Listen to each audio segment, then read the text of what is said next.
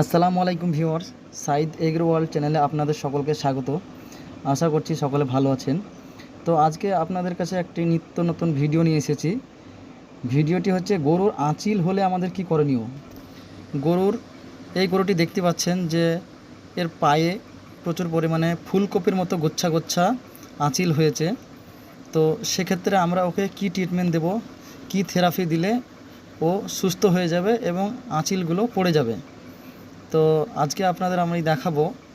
ওকে দিচ্ছি আমি অটো হোমোথেরাপি, যেটা জুগুলার ভেন থেকে ব্লাড নিয়ে ইন্ট্রামাসকুলার করে দিলাম গরুটিকে, এবং এইভাবেই আমরা পরপর 3 দিন অন্তর অন্তর 3 দিন থেকে 4 বার করব।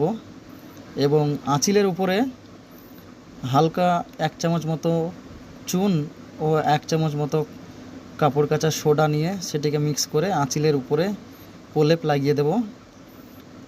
এ করলেই অতি শীঘ্রই আঁচিল ঝরে পড়ে যাবে এবং অতিরিক্ত হওয়া থেকে গরুটি বেঁচে যাবে।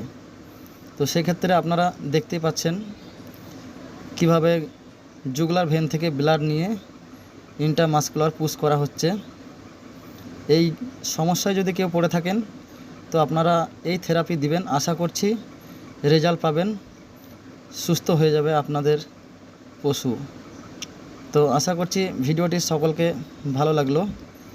ভিডিওটি ভালো লাগলে লাইক, শেয়ার, কমেন্ট করে জানাবেন, এবং যদি কারো অন্য কোনো পদ্ধতি জানা থাকে সেটিও কমেন্ট করবেন। আসসালামু আলাইকুম।